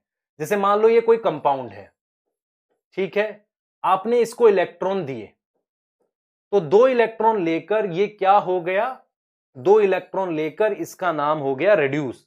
ये क्या हो गया, रेड्यूस्ड हो गया, इलेक्ट्रॉन लेके रेड्यूस्ड हो गया, रेड्यूस कहते हैं इसे, रेड्यूस्ड हो गया। अब इसने क्या किया, इलेक्ट्रॉन वापसी छोड़ दिए, तो इसका मतलब ये वापसी क्या हो गया, ऑक्सीडाइज हो गया। तो कोई भी कंपाउंड अगर इलेक्ट्रॉन ले लेता है तो वो रिड्यूस हो जाता है, छोड़ देता है तो ऑक्सीडाइज हो जाता है। ऐसा कंपाउंड जो इलेक्ट्रॉन लेकर आगे पास ऑन कर दे, भाई लेगा तो रिड्यूस होगा, छोड़ेगा तो ऑक्सीडाइज होगा, उन्हें हम क्या नाम देते हैं, इलेक्ट्रॉन कैरियर्स। तो हमें यह समझ आना चाहिए कि PS2 PS1 दोनों ने इलेक्ट्रॉन एक्साइट किए, PS2 ने भी किया, PS1 ने भी किया। PS2 ने अपना इलेक्ट्रॉन दिया प्राइमरी इलेक्ट्रॉन एक्सेप्टर को, और PS1 ने भी अपना इलेक्ट्रॉन दिया प्राइमरी इलेक्ट्रॉन एक्सेप्टर को। ये इलेक्ट्रॉन्स वापसी इसके पास ना आकर बीच में मेरे पास बेटा कुछ इलेक्ट्रॉन कैरियर्स हैं, कुछ इलेक्ट्रॉन कैरियर्स हैं, उनको मिलेंगे। बीच में कुछ इलेक्ट्रॉन कैरियर्स हैं, ये उनको मिलेंगे जो बीच में इलेक्ट्रॉन कैरियर्स हैं। मैं बना रहा हूं कौन से, एक ये है मान लो इलेक्ट्रॉन कैरियर, एक ये इलेक्ट्रॉन कैरियर है, और एक मेरे पास ये इलेक्ट्रॉन कैरियर है। तो ये 3 इलेक्ट्रॉन कैरियर हैं हमारे पास जिनको ये इलेक्ट्रॉन मिलेंगे। किसके इलेक्ट्रॉन मिलेंगे, PS2 के। तो PS2 के इलेक्ट्रॉन वापसी इस पे ना आकर इलेक्ट्रॉन कैरियर्स के थ्रू आगे पास ऑन होते हैं। ठीक है, इन इलेक्ट्रॉन कैरियर क्या करते हैं, इलेक्ट्रॉन लेकर ऑक्सीडाइज हो जाते हैं, छोड़ के रिड्यूस हो जाते हैं। इलेक्ट्रॉन लेने के बाद क्या हो जाते हैं, ऑक्सीडाइज, छोड़ने के बाद रिड्यूस हो जाते हैं। तो ये जो इलेक्ट्रॉन्स हैं, ये जो इलेक्ट्रॉन कैरियर्स हैं, ये सारे क्या हैं, इलेक्ट्रॉन कैरियर्स हैं। इन्हें हम कहते हैं, इसके सीक्वेंस को कहते हैं इलेक्ट्रॉन ट्रांसपोर्ट सिस्टम या इलेक्ट्रॉन ट्रांसपोर्ट चेन। ये चीज समझो। तो इलेक्ट्रॉन ट्रांसपोर्ट चेन एग्जैक्टली है क्या, ये इलेक्ट्रॉन कैरियर्स लगे हुए हैं और इलेक्ट्रॉन डाउनहिल मूव कर रहा है। डाउनहिल लिखा है एनसीईआरटी। व्हाट इज डाउनहिल, देखो PS2 एक्साइट हुआ, उसने अपना इलेक्ट्रॉन किसको दे दिया, प्राइमरी एक्सेप्टर को। प्राइमरी एक्सेप्टर से इलेक्ट्रॉन इस इलेक्ट्रॉन कैरियर पर गया, तो इलेक्ट्रॉन अपनी एनर्जी लूज करता हुआ मूव हो रहा है। इसे हम कहते हैं movement of electron is downhill. तो इस बात को हम लिख सकते हैं ऐसे, ध्यान से देखेंगे बेटा, इस बात को हम इस तरीके से लिख सकते हैं कि हम ये चीज समझेंगे, इस बात को साथ के साथ लिखेंगे भी कि बोथ PS एक्साइटेड इलेक्ट्रॉन, ठीक है, साइमल्टेनियसली, साथ में, आगे पीछे नहीं। उसके बाद क्या होगा, PS2 ने क्या किया, इलेक्ट्रॉन दे दिया किसको, प्राइमरी इलेक्ट्रॉन एक्सेप्टर को, प्राइमरी इलेक्ट्रॉन एक्सेप्टर को, विच पास ऑन टू किसको जाएगा, पास ऑन टू किसको जाएगा बेटा, विच पास ऑन टू हमारे पास किसको जाएगा, ध्यान से सुनो, विच पास ऑन टू हमारे पास बेसिकली किसको जाएगा, सोचो, विच पास ऑन टू हमारे पास जा रहा है बेटा, किधर जा रहा है, पास ऑन टू कहां हो रहा है, ETC इलेक्ट्रॉन ट्रांसपोर्ट चेन में, वहां जा रहा है। ठीक है, और वो इलेक्ट्रॉन फाइनली इसको मिल गया। देखो इसके इलेक्ट्रॉन तो यहां आ गए थे, इसको मिल गया। अब इनके नाम है बेटा, इनके हमारे पास नाम है, जैसे ये इलेक्ट्रॉन कैरियर जो हैं इनके नाम भी हैं कुछ, ऐसा नहीं कि बिना नाम के हैं। ठीक है, इन इलेक्ट्रॉन कैरियर्स के हमारे पास नाम हैं। जैसे ये वाला जो है, ये वाला जो इलेक्ट्रॉन कैरियर है, हम कैसे याद करते हैं, इसका नाम है प्लास्टोक्यूनॉन। इन शॉर्ट में से PQ लिख देता हूं, प्लास्टोक्यूनॉन। ठीक है, इस वाले का नाम है साइटोक्रोम B6F। इन शॉर्ट में लिखता हूं CYT B6F। इस वाले का नाम है प्लास्टोसाइनिन, प्लास्टोसाइनिन। इन शॉर्ट में PC लिख देता हूं। तो अगर मैं इनके नाम लिखूं शॉर्ट में तो मैं क्या लिख रहा हूं, this one is plastoquinone, this one is cytochrome B6F, this is plastocyanin. Now these are electron carrier between PS2 and PS1।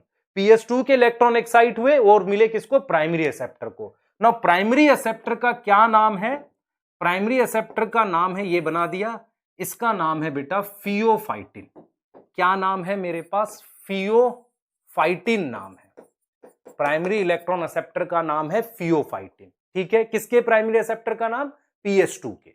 तो हम इसको इन शॉर्ट ऐसे भी याद कर लेते हैं, P फियोफाइटिन, Q नंबर डाल देता हूं 1 2 3 4, Q plastoquinone, C cytochrome B6F, P plastocyanin. देख रहे हैं, ऐसे भी कर सकते PQCP। तो आपने क्या याद किया? आपने देखा दोनों फोटो सिस्टम के इलेक्ट्रॉन एक्साइट हुए, दोनों के इलेक्ट्रॉन फाइनली किस पे गए? इलेक्ट्रॉन एक्सेप्टर पर।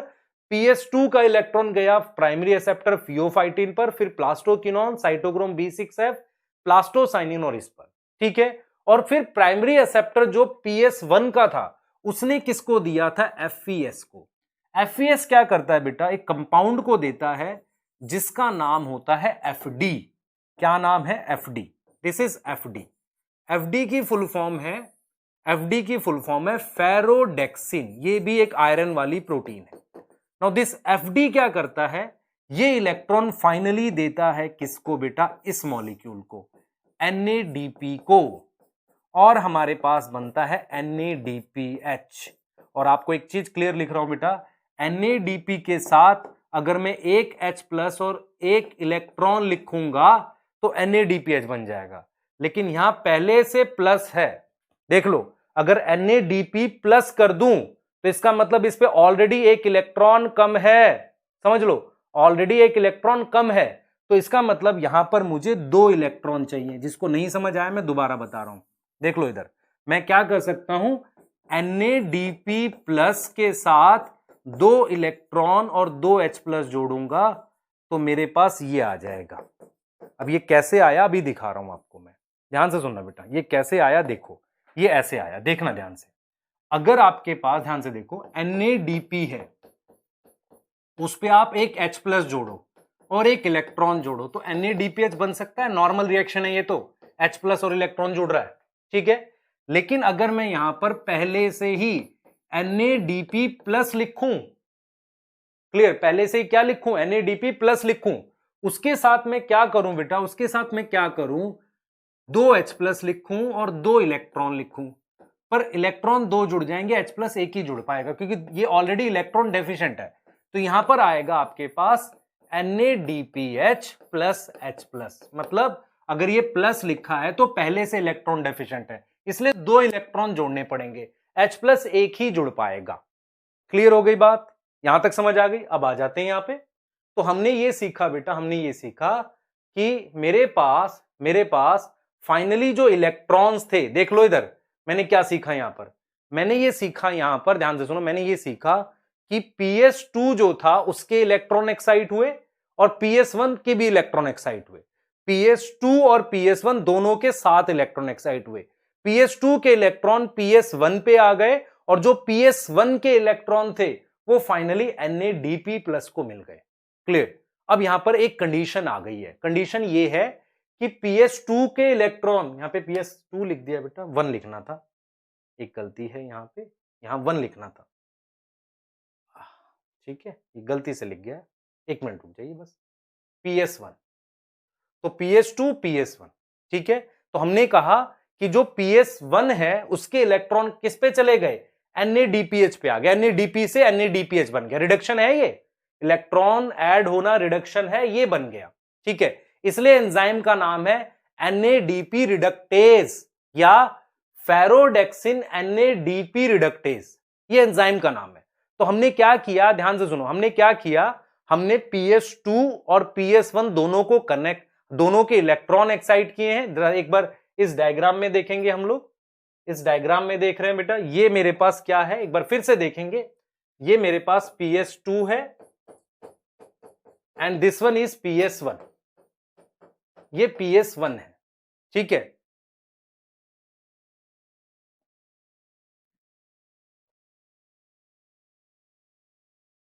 देखिए बेटा, PS2 और PS1 है, ध्यान से सुनिएगा। PS2 के इलेक्ट्रॉन जो थे वो किसको मिले? फियोफाइटिन को। फिर किसको मिले? प्लास्टोक्विनोन को। फिर किसको मिले? साइटोक्रोम B6F को। फिर मिले प्लास्टोसाइनिन को। फिर इस पे आ गए। PS1 के इलेक्ट्रॉन किसको मिले? FES को। तो ये प्राइमरी इलेक्ट्रॉन एक्सेप्टर हो गया। उसके बाद मिले फेरोडेक्सिन को, फिर किसको मिले NADP प्लस को, और क्या बन गया NADPH बन गया। 2 इलेक्ट्रॉन मूव कर रहे थे। यहां पर जो एंजाइम आएगा उसका नाम है फेरोडेक्सिन, क्योंकि फेरोडेक्सिन से बना है NADP की रिडक्शन हुई है, NADP रिडक्टेज। आप ध्यान से देखें, NADP से ये बनना रिडक्शन है, इससे ये बनना रिडक्शन है। तो मेरे पास ये जो इलेक्ट्रॉन्स मूव कर रहे हैं इसको कह रहे हैं electron transport chain. Clear, electron transport chain.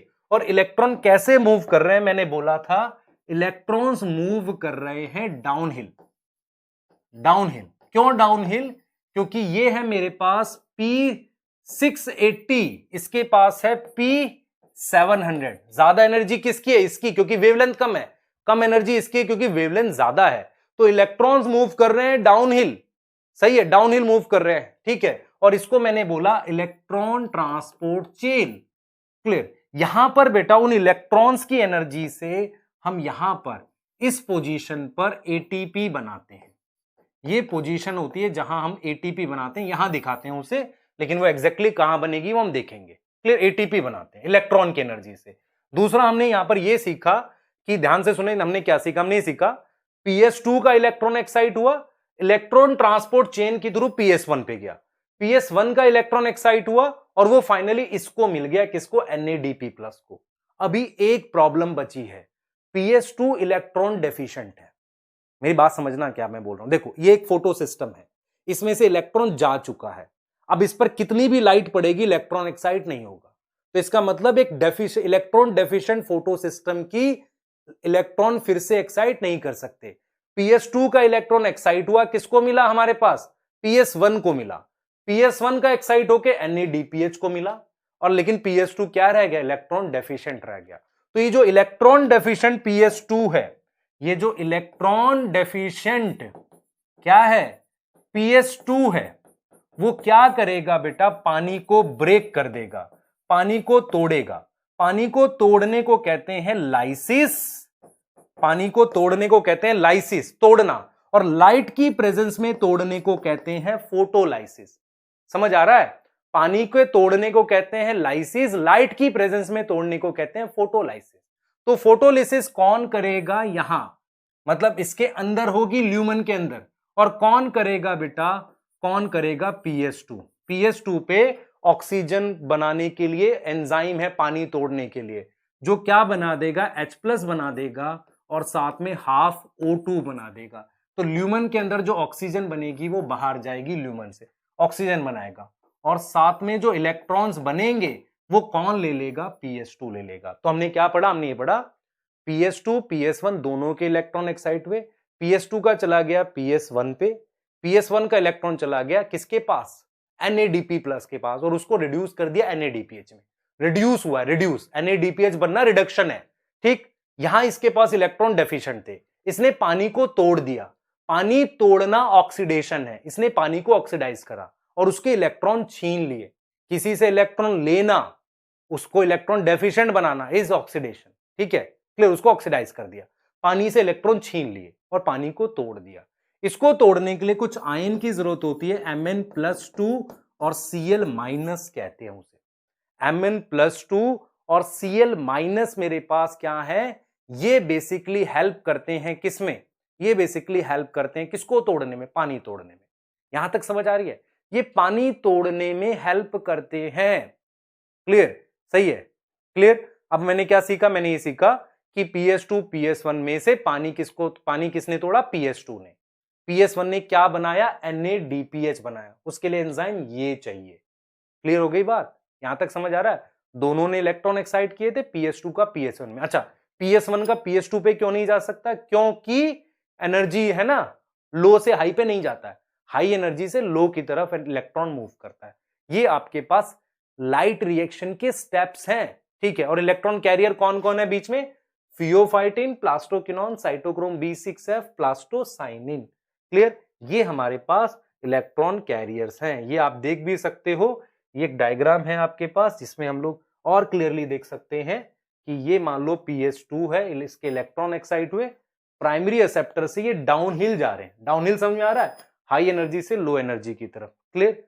ठीक है। और ये प्लास्टोक्यूनॉन है, साइटोक्रोम B6F, प्लास्टोसाइनिन, ये गया PS1 पे, उसने इलेक्ट्रॉन एक्साइट किया और फाइनली किसको दिया? FES के थ्रू किसको दिया? FD को, फेरोडेक्सिन, उसने क्या बना दिया? NADPH बना दिया। क्लियर? ये चीज दिख रही है बेटा? PS2 इलेक्ट्रॉन एक्साइड, और PS2 ने फिर किसको तोड़ा? पानी को तोड़ा। ये देख रहे हैं, ये पानी ब्रेक कर रहा है, ये बनी ऑक्सीजन, और ऑक्सीजन यहां बनेगी अंदर और वो बाहर आ जाती है। क्लोरोप्लास्ट क्या करता है? ऑक्सीजन बनाता है, और बनती कहां है? इसके अंदर, थाइलाकॉइड के ल्यूमन में बनती है। और NADPH कहां बन रहा है? स्ट्रोमा में। ये देख रहे हो स्ट्रोमा, यहां स्ट्रोमा में NADPH बन रहा है, ATP बन रहा है, थाइलाकॉइड के अंदर ऑक्सीजन बन रही है जो बाहर आ जाएगी। ये हमने सीखना है। क्लियर? ये चीज समझ आ रहा है? ठीक है। अब यहां पर हम एक चीज और देख रहे हैं, एक डायग्राम और है हमारे पास जो चीजें थोड़ी सी क्लियर कर रहा है। ठीक है, इसको हम डिस्कस करेंगे, पर इससे पहले मैं ये चाह रहा हूं कि आप जरा साइक्लिक और नॉन साइक्लिक फ्लो समझ लें क्या है। ध्यान से समझें। हम एक टॉपिक देख रहे हैं जिसे हम कह रहे हैं cyclic and non cyclic flow of electron. ठीक है, जिसे हम क्या कह रहे हैं? Cyclic, non cyclic and cyclic flow of electron. Flow of electron, पानी तोड़ने को फोटोलिसिस करते हैं जो PS2 करता है। Now this is PS2। ठीक है, PS2 का इलेक्ट्रॉन एक्साइट हुआ और वो किसको मिला? हम यहां पर बना देते हैं बेटा। हमारे पास ये प्राइमरी एक्सेप्टर है इसका, फिर मेरे पास ये था। ठीक है, फिर हम क्या बना सकते हैं? ये बना सकते हैं। ठीक है, और फिर हम बना सकते हैं ये। तो ये क्या था? ये था pheophytin, this one is plastoquinone, this is cytochrome B6F, plastocyanin. ठीक है, दिस वन वाज PS1, और PS1 से क्या बना था? किसको मिला था? FES को, प्राइमरी एक्सेप्टर, देन FD फेरोडेक्सिन, फिर NADP को, NADP प्लस से NADPH, ये बना था मेरे पास। अब मेरी बात सुनना ध्यान से, what is non cyclic flow of electron? ध्यान से सुनना बेटा। इलेक्ट्रॉन्स ऐसे गए, इस तरीके से मूव कर रहे हैं। ठीक है, इलेक्ट्रॉन्स ऐसे मूव कर रहे हैं। ध्यान से सुनना मैं क्या बोल रहा हूं। मैं ये कह रहा हूं बेटा, यहां पर मैं ये कह रहा हूं, ध्यान से सुनना, मैं ये कह रहा हूं कि PS2 और PS1 ये दो मेरे पास क्या है? फोटो सिस्टम है। ये मेरे पास दो क्या है? फोटो सिस्टम है। ये चीज समझ में आ गई? ये चीज क्लियर है? ठीक है, अब मेरी बात सुनेंगे ध्यान से। हमारे पास PS2 का इलेक्ट्रॉन वापसी PS2 पर नहीं आया, PS1 का इलेक्ट्रॉन वापसी PS1 पे नहीं आया, इसे कहते हैं non cyclic flow of electron. मतलब अगर किसी फोटो सिस्टम का इलेक्ट्रॉन वापसी उस पर ना आए, उसे हम non cyclic flow of electron कहते हैं। तो PS2 का इलेक्ट्रॉन PS2 पे नहीं आया, PS1 का इलेक्ट्रॉन PS1 पे नहीं आया, इसे हम कहते हैं non cyclic flow of electron. इस non cyclic flow of electron में पानी टूटा है जिसे हमने फोटोलिसिस किया, ऑक्सीजन और H+ बने थे। ठीक है, ऑक्सीजन और H+ बने थे। उसके अलावा मेरे पास NADPH बना। देख लो बेटा, नॉन साइक्लिक फ्लो में क्या क्या हुआ है। एक NADPH बना है, एक ऑक्सीजन बनी है, और यहां पर मैं क्या दिखा सकता था? ATP। यहां पर मैंने क्या दिखाया? ADP प्लस PI फॉस्फेट जोड़ते हैं तो एनर्जी का कंपाउंड ATP बना। तो जब नॉन साइक्लिक फ्लो हुआ इलेक्ट्रॉन का, ध्यान से सुनेंगे, जब नॉन साइक्लिक फ्लो हुआ है तो उसमें क्या बना है? पहला, दोनों फोटो सिस्टम इन्वॉल्व है। समझ लो इस बात को, इस चीज को समझेंगे ध्यान से बेटा। दोनों फोटो सिस्टम इन्वॉल्व है, यहां देखें, इस बात को देखें ध्यान से, देखो ध्यान से। हम कह रहे हैं बेटा यहां पर कि इसमें क्या हुआ है? नॉन साइक्लिक फ्लो हुआ है, दोनों फोटो सिस्टम इन्वॉल्व है, बोथ PS इन्वॉल्व है, दोनों फोटो सिस्टम इन्वॉल्व है, ये भी और ये भी। नॉन साइक्लिक फ्लो हुआ है। प्रोडक्ट क्या बने हैं? 3 प्रोडक्ट क्या बने हैं बेटा? 3 कौन से? ATP, NADPH, और क्या बना है? ऑक्सीजन। ये 3 प्रोडक्ट बने हैं। अगर मेरे पास एक ऑप्शन होता है साइक्लिक फ्लो, साइक्लिक फ्लो कैसे होता है अभी देख लेते हैं। साइक्लिक फ्लो कैसे होगा? साइक्लिक फ्लो कब होता है? जब लाइट, ध्यान सुने, साइक्लिक फ्लो कब होगा? साइक्लिक फ्लो के लिए लाइट क्या आएगी? More than 680। लाइट क्या आ जाए? मोर देन 680 आ जाए, अगर 680 नैनोमीटर से ज्यादा आ जाए, क्योंकि ये P680 है, ये काम नहीं करेगा। समझो ध्यान से, अगर लाइट मोर देन 680 नैनोमीटर आ जाए तो PS2 काम नहीं करेगा। कौन काम करेगा? PS1। तो PS1 क्या करता है, देखना इस चीज को ध्यान से देखो बेटा। देखो, लाइट मोर देन 680, हमारे पास कौन नॉन फंक्शनल है? PS2 नहीं कर रहा काम, PS2 नॉट वर्क। ओनली कौन एक्टिव है? ओनली PS1 एक्टिव है। अब क्या होगा समझो, होगा ये बेटा, PS1 एक्टिव है, होगा ये, ध्यान से सोचो, होगा ये, सुनो ध्यान से, इसका इलेक्ट्रॉन एक्साइट नहीं हुआ, तो इसका मतलब यहां से इस चेन से कोई इलेक्ट्रॉन नहीं आ रहा है। ये जो चेन है यहां से कोई इलेक्ट्रॉन नहीं आ रहा है, ठीक है, कोई इलेक्ट्रॉन नहीं आ रहा है। होगा क्या, ध्यान से सुनो, सिर्फ PS1 के इलेक्ट्रॉन एक्साइट होंगे। अगर PS1 ने अपने इलेक्ट्रॉन FES को दे दिए, अगर वो आगे पास कर देगा तो PS1 परमानेंटली इलेक्ट्रॉन डेफिशिएंट हो जाएगा। मैं रिपीट कर रहा हूं, मैं कह रहा हूं PS2 तो काम किया नहीं, PS1 के इलेक्ट्रॉन एक्साइट हो गए। तो PS1 के जो इलेक्ट्रॉन एक्साइट हुए हैं, अगर वो NADPH बना देगा तो वो परमानेंटली इलेक्ट्रॉन डेफिशिएंट हो जाएगा। तो क्या करें? वो क्या करता है बेटा, FES के थ्रू, ध्यान से देखो, वो क्या करता है, वो FES के थ्रू इलेक्ट्रॉन दे देता है इसको, प्लास्टोक्विनोन को, इलेक्ट्रॉन इसको दे देता, और इलेक्ट्रॉन वापसी घूम के फिर यहां आ गए। इसे हमने नाम दे दिया साइक्लिक फ्लो। इसको हम प्रॉपरली ऐसे भी ड्रॉ कर सकते हैं, आपकी एनसीईआरटी दिखाती है कि मान लो ये PS1 है, PS1 के इलेक्ट्रॉन एक्साइट हुए ऐसे, और वो इलेक्ट्रॉन मिले किसको? प्राइमरी एक्सेप्टर को। तो प्राइमरी इलेक्ट्रॉन एक्सेप्टर कौन है PS1 का? क्या है बेटा? FES। वो FES किसको देगा? प्लास्टोसाइनिन को। फिर किसको मिलेगा? साइटोक्रोम B6F को। और किसको मिलेगा? सॉरी, प्लास्टोक्विनोन को, फिर प्लास्टोसाइनिन को यहां। तो ये साइक्लिक फ्लो हो गया। ये क्या हो गया हमारे पास? साइक्लिक फ्लो हो गया। तो आप एक चीज सीखो यहां पर कि अगर ये काम नहीं कर रहा है तो इसने FES ने इलेक्ट्रॉन इसको दे दिए, किसको? प्लास्टोक्विनोन को, और वो घूम के इलेक्ट्रॉन वापसी इस पे आ गए। ये साइक्लिक फ्लो है। अब इसमें ना तो ये बनेगा NADPH, ना पानी टूटेगा, क्योंकि PS2 काम नहीं कर रहा है। तो साइक्लिक फ्लो का प्रोडक्ट क्या आएगा? प्रोडक्ट आएगा ओनली ATP। प्रोडक्ट आएगा सिर्फ ATP, सिर्फ ATP बनेगा बेटा, और कुछ नहीं बनेगा, सिर्फ ATP बना। अब आप यहां पे सोचने वाली बात है, जब नॉन साइक्लिक फ्लो था तो 3 प्रोडक्ट बने थे। साइक्लिक फ्लो का मतलब क्या है? हमारे पास कितने प्रोडक्ट बने हैं? एक, ATP। अब जरा इस चीज को ऐसे देखते हैं, इस चीज को हम इस तरीके से देखते हैं। आपके पास सिचुएशन ये है, ध्यान से देखें बेटा, आपके पास सिचुएशन ये है।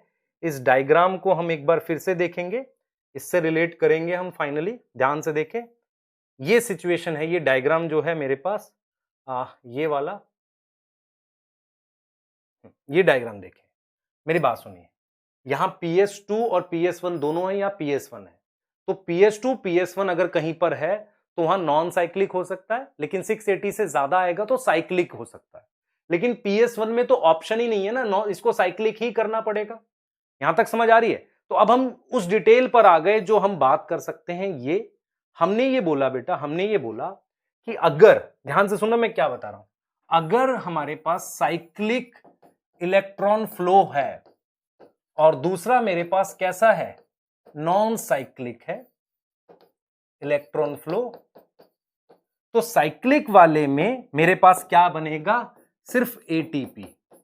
इसमें क्या बन रहा है? ATP, NADPH and oxygen. इसमें मेरे पास कितने फोटो सिस्टम एक्टिव हैं? ओनली PS1 एक्टिव है। इसमें क्या एक्टिव है? Both PS1 and PS2 active है, दोनों एक्टिव है। इसमें क्या, ये कहां होगा? ये होगा ग्रेनल। साइक्लिक जो होगा वो किस में होगा? ग्रेनल पर होगा। इफ लाइट क्या आएगी? More than 680। और कहां हो सकता है? स्ट्रोमल थाइलाकॉइड पे, क्योंकि स्ट्रोमल थाइलाकॉइड पे सिर्फ क्या है हमारे पास? PS1 है। अब देख लो मैं क्या कह रहा हूं, मैं कह रहा हूं ये कहां हो सकता है? इस पे साइक्लिक हो सकता है क्या, क्योंकि यहां ओनली PS1 है। और यहां कब होगा, जब लाइट क्या आएगी बेटा, लाइट आएगी हमारे पास 680 से ज्यादा। ठीक है, क्लियर। और ये सिर्फ होगा किस पर, ओनली ग्रेनल थाइलाकॉइड पे। और कंडीशन क्या है, लाइट लेस देन 680, वहां पर मोर देन 680। क्लियर, ठीक। अब इसमें मेरे पास एक इंपॉर्टेंट चीज है बेटा, इसको हम नाम दे देते हैं साइक्लिक फोटो। फोटो का मतलब light phosphorylation. What is phosphorylation? ATP synthesis. देख रहे हो इस प्रोसेस में एटीपी सिंथेसिस हो रहा है, फॉस्फेट जोड़ के एटीपी बना रहे हैं। तो इस प्रोसेस को कह देते हैं साइक्लिक फोटो फॉस्फोराइलेशन। इस वाले को नाम दे देते हैं नॉन साइक्लिक, इलेक्ट्रॉन फ्लो है और एटीपी बन रहा है, फोटो फॉस्फोराइलेशन। ये नाम दे देते हैं प्रोसेस को। क्लियर, इस प्रोसेस को क्या नाम दे देते हैं, नॉन साइक्लिक फोटो फॉस्फोराइलेशन। तो हमने क्या सीखा, हमने सीखा अगर साइक्लिक फ्लो हो, देखो इन दोनों प्रोसेस में कॉमन क्या, एटीपी। तो एटीपी बेस प्रोसेस का नाम रखा। एटीपी बनने को कहते हैं फॉस्फोराइलेशन, मतलब फॉस्फेट जुड़ रहा है, फॉस्फोराइलेशन। लाइट की प्रेजेंस में फोटो, दोनों में लाइट लग रही है, लेकिन यहां साइक्लिक फ्लो है या नॉन साइक्लिक, ऐसे नाम रखा हुआ है। तो नॉन साइक्लिक फोटो फॉस्फोराइलेशन में ओनली PS1 PS2 दोनों एक्टिव होगा, लाइट लेस देन 680 चाहिए, सिर्फ ग्रेनल थाइलाकॉइड पे होगा, 3 प्रोडक्ट बनेंगे। इसमें मेरे पास क्या होगा, लाइट मोर देन 680 या स्ट्रोमल पर होगा, ग्रेनल पे जब मोर देन 680 एक प्रोडक्ट बनेगा। क्लियर, ये एक्चुअल में किस लिए होता है, एटीपी डार्क रिएक्शन में काफी चाहिए, तो ये भी होकर एक्स्ट्रा अमाउंट ऑफ एटीपी बनाता है, ताकि हम डार्क रिएक्शन को काफी ज्यादा एटीपी प्रोवाइड कर सके। क्लियर, क्योंकि डार्क रिएक्शन में एटीपी चाहिए। दूसरा, कई बार क्या होता है बेटा, हम क्या करते हैं, ध्यान से सुनो, हम ये करते हैं कि अगर मैं इसको एक स्केल पे ड्रॉ करूं, नॉन साइक्लिक को, नॉन साइक्लिक वाले को एक स्केल पे ड्रॉ करूं, जिसपे ये PS2 है और यहां PS1 है। ये PS2 का प्राइमरी एक्सेप्टर है और उसके बाद इलेक्ट्रॉन ट्रांसपोर्ट चेन है, ये इसका प्राइमरी एक्सेप्टर और ऐसे गया हुआ है। देख रहे हैं, अगर मैं क्या कर रहा हूं, इसे PS2 कह रहा हूं, देखो बेटा इसे PS2 कह रहा हूं और इसे PS1 कह रहा हूं, तो इलेक्ट्रॉन एक्साइट होके ऐसे आ रहा है, ETS के थ्रू डाउनहिल, ETC के थ्रू डाउनहिल आ रहा है। तो हम क्या करते हैं, ध्यान से सुनेंगे, नॉर्मली हमारे पास ये ऐसे लगे रहते हैं PS2 PS1, लेकिन मैं इसको एक रिडॉक्स स्केल पे ड्रॉ करूं, जिसमें PS2 नीचे होगा, PS1 थोड़ा ऊपर होगा, इलेक्ट्रॉन एक्साइट करके ऐसे आएगा डाउनहिल और ऐसी शेप बनेगी। इसे हम Z स्कीम कहते हैं। Z शेप बन रही है ऐसे, क्यों बन रही है, PS2 यहां है, PS1 यहां है, फिर ये इसका प्राइमरी एक्सेप्टर है, ये PS2 का है ये, तो इसे Z शेप कहते हैं। This Z shape is not real. जब मैं दोनों को एक स्केल पे ड्रॉ करूंगा तब मुझे Z शेप आएगी, जिसे मैं Z स्कीम कहता हूं। क्लियर, जिसे मैं क्या नाम देता हूं, Z स्कीम। क्लियर, तो ये आपका एक टॉपिक कंप्लीट होता है लाइट रिएक्शन का। मेक श्योर आप एनसीईआरटी पढ़ ले, प्लीज लेक्चर को आराम से देखना। अब आपसे एक क्वेश्चन है मेरा, ध्यान से सुनेंगे। क्वेश्चन ये है, जब हमने बोला लाइट रिएक्शन और डार्क में से फास्ट कौन है, लाइट रिएक्शन, स्लो कौन है, डार्क रिएक्शन। ठीक है, तो आप मुझे ये बताएंगे कि डार्क रिएक्शन जो है, ध्यान से सुनेंगे बेटा, डार्क रिएक्शन जो है वो हमारे पास एंडोथर्मिक है कि एक्सोथर्मिक है, ऑक्सीडेशन है कि रिडक्शन है। क्लियर, ऑक्सीडेशन है और रिडक्शन है, ये बताना आपने, इन दोनों में से क्या है, एंडोथर्मिक है, एक्सोथर्मिक है। और डार्क रिएक्शन में हमारे पास फाइनल प्रोडक्ट क्या बना रहे हैं, ये सोच के बताइएगा, क्योंकि यहां से हम डार्क रिएक्शन पढ़ेंगे, पर उससे पहले एक एक्सप्लेनेशन पढ़ेंगे कि एटीपी कैसे बनता है। क्लियर, एटीपी सिंथेसिस कैसे बनती है, ये चीज हमें देखना है। ये जो एटीपी दिखा ना हमें, ये बना कैसे, इसकी एक बहुत शानदार एक्सप्लेनेशन है, वो हम देखेंगे, जिसे हम केमी ऑस्मोटिक हाइपोथेसिस कहते हैं। तो प्लीज लेक्चर को प्रॉपरली फॉलो करो, ध्यान से पढ़ो, क्योंकि बेटा मैं बहुत बात नहीं कर रहा हूं लेक्चर में, मैं सिर्फ आपको पढ़ा रहा हूं, क्योंकि मुझे पता है कि अगर आप टाइम लेकर देख रहे हो तो उसका कुछ वैल्यू है। ठीक है, ये ऐसे नहीं है, अगर आप प्योरली लेक्चर फॉलो करके पढ़ेंगे एनसीईआरटी, आपको समझ आएंगी चीजें। क्लियर, आपको चीजें अंडरस्टैंडिंग में जानी चाहिए, ये हमारा टारगेट है आपका इस प्लेटफॉर्म पे। चीजें मोर अंडरस्टैंडिंग बेस्ड तो रेदर रट लिया। ठीक है बेटा, मतलब ऐसे नहीं पढ़ाना है कि जस्ट बोलते चले गए, ऐसे ऐसे देखो ये होता है ये होता है। आराम से समझो, लेक्चर को 1 से 2 बार देखो, क्लियर होगा। थोड़ा सा कॉम्प्लिकेटेड है, फर्स्ट टाइम पढ़ रहे हो, 11th वालों के लिए हल्का सा टफ लगेगा, पर कोशिश करो बेटा, किया जा सकता है, क्योंकि वो लेवल चाहिए। अंडरस्टैंडिंग आ गई, लाइफ भर नहीं भूलोगे। ठीक है, तो नेक्स्ट लेक्चर में मिलते हैं हम लोग और बात करेंगे केमियोस्मोटिक हाइपोथेसिस। पढ़ाई करते रहें। All the very best.